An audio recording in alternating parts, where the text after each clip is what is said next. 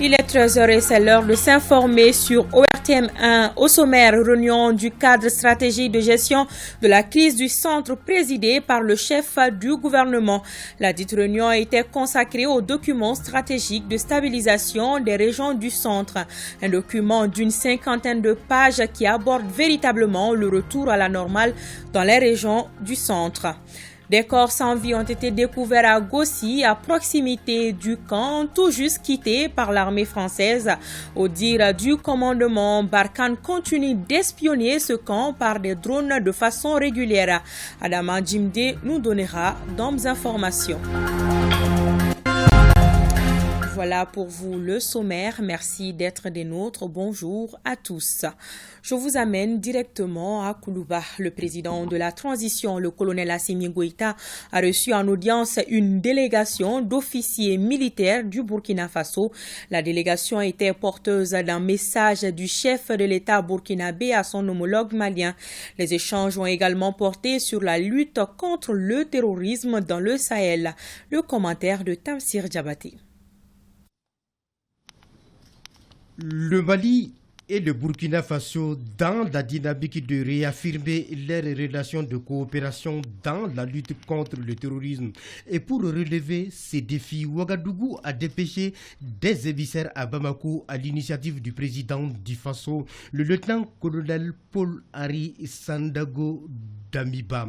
Cette délégation d'officiers burkinabés a été reçue en audience par le président de la transition, chef de l'État, colonel Assimi Goïta. Au cours de cette rencontre, les échanges ont porté sur la sécurité dans la zone des trois frontières, la libre circulation des populations et leurs biens dans les deux pays. La délégation conduite par le commandant des opérations du Théâtre national, le lieutenant-colonel Yves Dédié Bamouni, était porteuse d'un message du chef de l'État burkinabé à son homologue, le président de la transition, colonel Assimi Goïta. Il s'agit, à travers cette audience avec le président Goïta, de rappeler l'opinion internationale que le Mali et le Burkina ont les mêmes problèmes de sécurité et le même ennemi. Et qu'à ce titre, le maître mot est la solidarité pour relever les défis qui se posent aux deux pays. Ainsi, les autorités de la transition malienne et burkinabé réaffirment leur volonté de renforcer la coopération militaire et sécuritaire en vue d'intensifier les opérations sur le terrain. La finalité recherchée est d'anticiper les problèmes sécuritaires qui pourraient engendrer un repli des groupes armés terroristes sur le territoire burkinabé en raison de la montée en puissance des forces de défense et de sécurité maliennes dans la lutte contre le terrorisme. D'où l'intérêt de développer des synergies pour contrer ces forces du mal, estime la partie burkinabé. Force est de rappeler que le Mali et le Burkina Faso ont en partage plus de 1200 km de frontières et sont engagés dans la lutte contre les groupes armés et terroristes depuis un certain temps. Auparavant, la délégation burkinabé a eu une séance de travail avec le chef d'état-major général des armées maliennes, le général de division Oumar Diarra, autour des perspectives pour le renforcement de la coopération opérationnelle. Comme mentionné dans les titres, réunion du cadre stratégique de gestion de la crise du centre hier après-midi à la primature, présidée par le chef du gouvernement, Dr Shogel Kokala Maïga, la rencontre a porté sur le document stratégique de stabilisation des régions du centre. Sa mise en œuvre permettra aux autorités d'honorer leur redevabilité vis-à-vis des populations des régions du centre, en particulier du Mali en général, pour un retour définitif de la paix. Les précisions de Fousséni Tunkara. Ce document de près d'une cinquantaine de pages, appelé document stratégique de stabilisation des régions du centre, est au menu de cette réunion. Autour de la table, le chef du gouvernement et les membres du cadre politique de gestion de la crise du centre. Le texte de la stratégie de stabilisation des régions du centre et le plan d'action qui est soumis à votre appréciation permettra d'honorer notre redevabilité vis-à-vis de nos populations des régions du centre et de notre pays, afin d'amorcer de façon cohérente et inclusive le véritable processus de stabilisation du centre. Dans le fond, Le document procède des minutieux travaux de documentation, notamment en ce qui concerne la dynamique qui a prévalu au partage des grandes orientations, à la collecte et au traitement des données.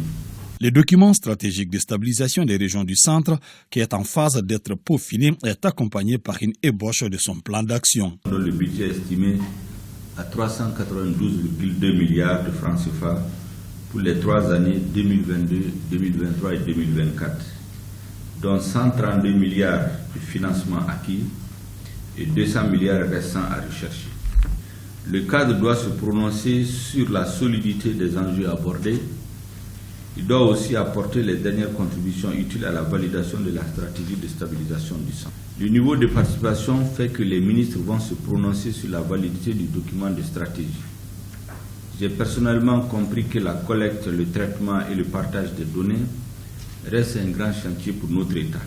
Une fois validé à ce premier niveau, le document stratégique de stabilisation des régions du centre sera soumis au Conseil des ministres. On en vient au deuxième titre de cette édition. Des corps sans vie ont été découverts à Gossi, à côté du camp. Le camp qui a été mis à la disposition de nos FAMA le 19 avril dernier par Barkhane. Au dire du commandement, ce charnier existait avant que nos soldats prennent le contrôle du site en question. Barkhane continue donc d'espionner ce camp par des drones de façon régulière, nous confie toujours le commandement.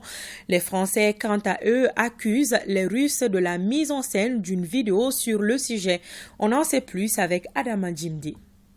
La montée en puissance des forces armées et de sécurité du Mali en opération terrestre aéroportée ne fait l'objet d'aucun doute. Et ce ne sont pas des allégations d'une certaine presse contre ces soldats qui entameront leur morale. Après la rétrocession de la base de Gossi par Barkhane au Fama, qu'un charnier a été découvert. Selon le directeur de la DIRPA, tout porte à croire que ce charnier a existé bien avant l'arrivée des FAMA sur le site. Le 19 avril, il y a eu la rétrocession de l'emprise de Gossi aux forces armées maliennes. Et le 21 avril, très tôt le matin, des tirs d'obus ont visé le camp. Il y a eu la rétrocession le mardi. Le mercredi, le renfort FAMA est entré dans l'emprise.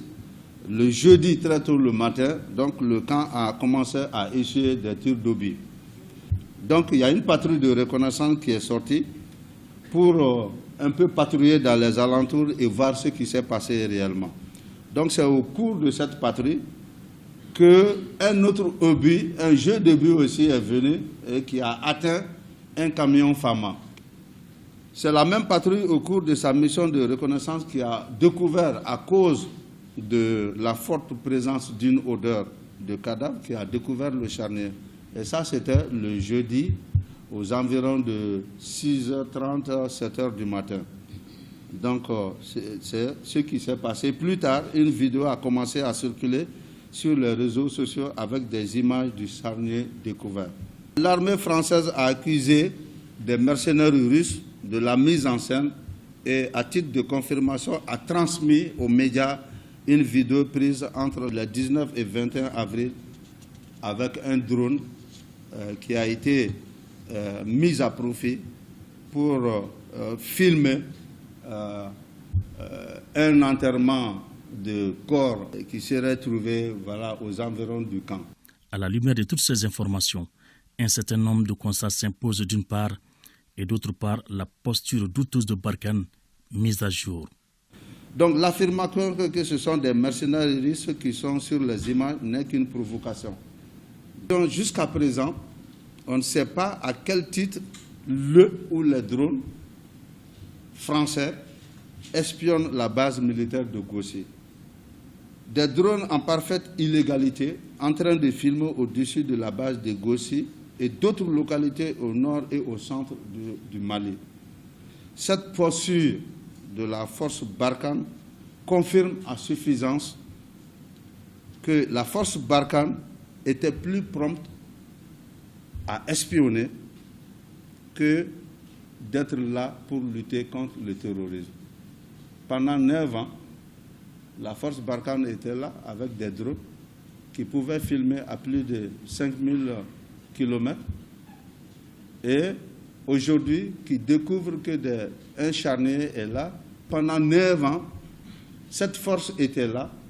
Des Maliens étaient assassinés à tour de bras, les camps Fama attaqués, des militaires Fama tués à tour de bras, et Barkhane n'a pas pu faire ses films. Barkhane n'a pas pu mettre ses drones à profit pour déceler les assaillants. Et c'est aujourd'hui, avec la rétrocession de l'emprise de Gossi, que Barkhane arrive à faire des images comme quoi il y a eu un charnier et que de supposés soldats de Wagner ont procédé à des exécutions sommaires et ont enterré ses corps. Ce charnier existait bien avant l'arrivée des forces armées maliennes sur l'emprise de Gossi. Le deuxième point de cette conférence de presse a porté sur les attaques simultanées des camps des Fama à Sévaré, à Nyono et à Bafo dans la région de Ségou. Les soldats ont fait preuve de professionnalisme en repoussant les assaillants. Les sentinelles ont réagi par rapport à ces attaques. Que ce soit à Sévaré, à Bafo ou à Nyono, c'est des engins. Quand ils ont fait l'abordage, les sentinelles ont tiré dessus.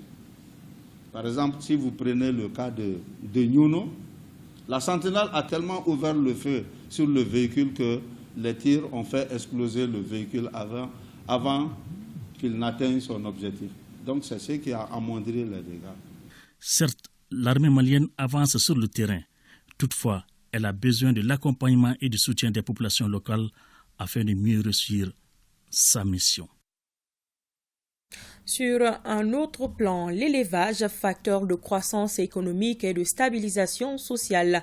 C'est le thème de la 14e édition de l'opération vente promotionnelle de bovins Ramadan 2020. Plus de 2500 bœufs sont concernés par cette édition qui s'étend du 22 avril au 1er mai prochain. Le prix varie entre 200 000 et 350 000 francs CFA. L'objectif visé est de mettre les producteurs en rapport direct avec les consommateurs. Le lancement a été présidé à Lafiabou par le ministre du Développement rural en présence du ministre délégué chargé de l'élevage et de la pêche. Mohamed Kayantao nous raconte. Avec cette 14e édition de l'opération vente promotionnelle des bovins Ramadan 2022, le gouvernement renoue une fois de plus avec la tradition. L'événement qui se tient à quelques jours de la fête du Ramadan permet de fournir aux populations des bovins de boucherie à des prix abordables. Occasion pour les représentants des producteurs de demander au ministre du Développement rural de s'impliquer pour rendre disponible l'aliment bétail et mettre fin au vol d'animaux dont la plupart des éleveurs sont victimes. C'est la question de sécurité aujourd'hui qui justifie un peu la situation dans laquelle nous sommes tous plongés. Sinon, notre ambition, c'est de faire notre élevage le meilleur de l'Afrique. Nous allons discuter avec qui de droit pour voir dans les limites de possibilités de l'État ce qu'on pourrait faire pour vous. L'initiative s'inscrit dans le cadre du plan d'action gouvernemental afin d'améliorer les conditions de vie des populations. Pour la présente édition, l'opération a débuté le 22 avril et se poursuivra jusqu'au 1er mai 2022 à Bamako et dans les capitales régionales concernées. L'objectif visé est de mettre sur le marché près de 2530 têtes, dont 1500 têtes dans le district de Bamako, 400 têtes dans la ville de Kaï, 230 têtes dans la ville de Sikasso, 200 dans la ville de Ségou et 200 dans la ville de Mopti. Les fourchettes de prix varient de 200 000 francs CFA à 350 000 francs CFA. La réussite des opérations repose sur la disponibilité de l'accompagnement de tous les acteurs des segments des filières bétail-viande. L'opération vente promotionnelle du bovin Ramadan 2022, qui a démarré depuis le 22 avril, prend fin le 1er mai prochain. La cérémonie de lancement a pris fin par une visite guidée du parc à bétail. Des kits alimentaires et des habits à l'Association malienne de lutte contre la déficience mentale. C'est sur initiative de l'Organisation humanitaire contre la pauvreté et la migration illégale. Cette remise vise à atténuer les besoins de ces déficients mentaux. Saloum Konaté pour les détails. Cette session de formation des jeunes et femmes en entrepreneuriat rentre dans le cadre du projet Archipelago Mali. C'est un programme qui est entièrement financé par l'Union européenne à travers le Fonds fiduciaire. La session est d'initier et apprendre aux jeunes avec ou sans formation sur 3 composantes qui sont la boucherie, la mégatronique et l'entrepreneuriat. L'objectif de la présence formation est de contribuer au renforcement des capacités d'entrepreneuriat des jeunes. Les mises en œuvre du projet sera assurée par la Chambre de commerce et d'industrie du Mali et l'Assemblée permanente des chambres de métiers du Mali. Ce programme est piloté par l'Assemblée des métiers de la Loire de la France. Pour Daniel Lédin, vice-président de l'Assemblée des métiers de la Loire, ce projet permet de contribuer non seulement à réduire l'immigration clandestine, mais aussi l'employabilité des jeunes et le développement local. Le président de la transition, le colonel Assimi Goïta, chef de l'État, et le Premier ministre, chef du gouvernement, donnent comme considération et comme importance à la formation professionnelle des jeunes et spécifiquement celle des jeunes filles. Je voudrais saluer ici le caractère exemplaire de la collaboration entre mon département et celui du ministère en charge de la formation professionnelle dans la mise en œuvre de ce programme Archipelago Mali. Au cours de cette session, les futurs entrepreneurs seront mieux outillés pour affronter le marché de l'emploi, d'une part, et pour d'autres, améliorer la gestion de leur entreprise. Voilà toutes nos excuses pour ce problème d'aiguillage. Vous venez plutôt de suivre le reportage de Ibrahim Kaou Konaté sur le renforcement de capacité des jeunes et des femmes par Archipelago. Alors, retour sur le reportage de Saloum Konaté où des kits alimentaires et des habits ont été remis à l'Association malienne de lutte contre la déficience mentale et c'était sur initiative de l'organisation humanitaire contre la pauvreté et la migration illégale. Suivant. C'est soucieuse du sort des personnes démunies en cette période de soudure que l'OHPMI, l'organisation humanitaire contre la pauvreté et la migration illégale, initie cet acte humanitaire à travers ce geste de bienfaisance. Les membres de l'organisation remettent ainsi des kits alimentaires et des vêtements à l'Association malienne de lutte contre la déficience mentale, Amaldem. Leur geste ne m'étonne pas. Parce que chaque année, ils ont l'habitude de faire des dons. Donc cette année, ils ont pensé à l'Amaldem. On va encore garder le sourire de nos enfants, comme vous voyez.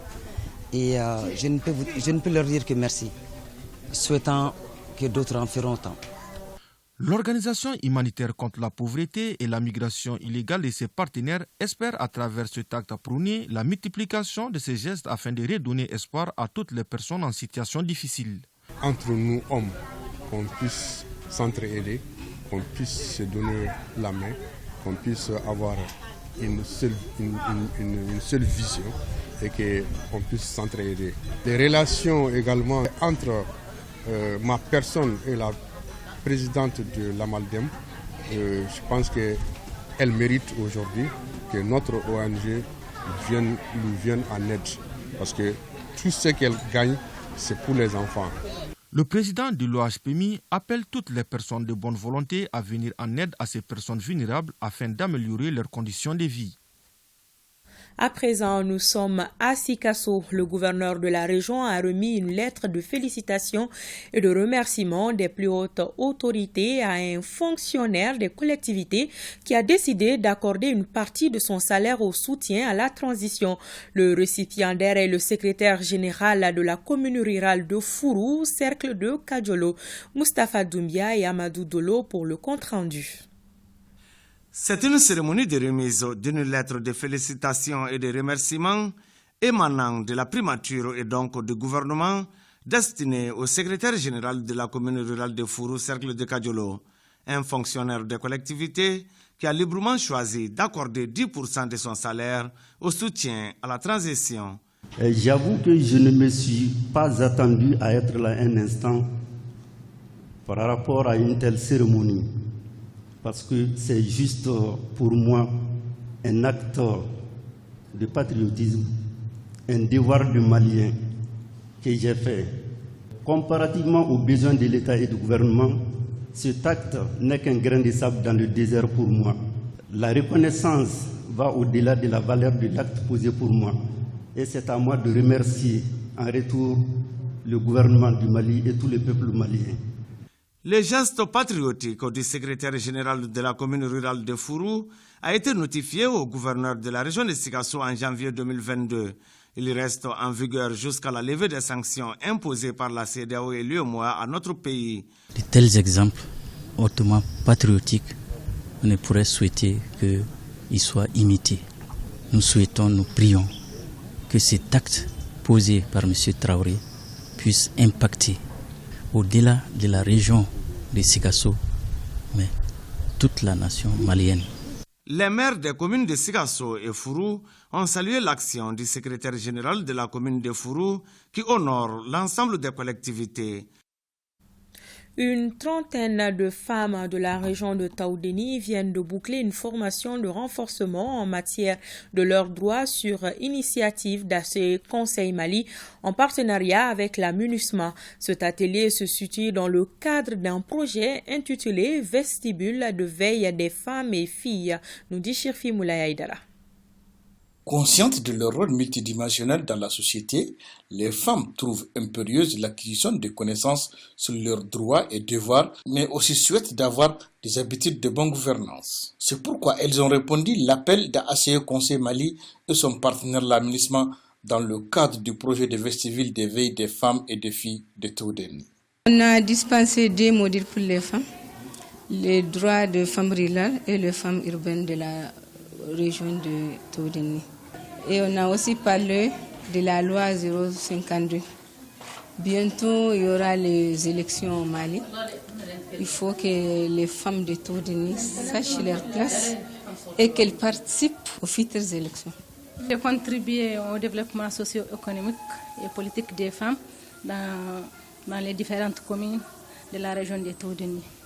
Et aussi de sensibiliser et informer les femmes et les filles sur leurs droits et les devoirs. Désormais, elles sont bien outillées pour livrer bataille en matière de défense de ce qui leur revient de droit et de servir leurs semblables. Et grâce à cette formation, j'ai compris ce qui veut dire droit et j'ai pu connaître nos droits. Et j'aimerais bien le transmettre à mes camarades qui n'ont pas eu la chance de participer à cette formation. D'autres activités sont en cours au bénéfice de ces femmes laborieuses et émancipées de Taoudéni pour la promotion de leurs droits et devoirs. Ce journal s'achève ainsi. Merci de votre attention. À demain, plaise à Dieu.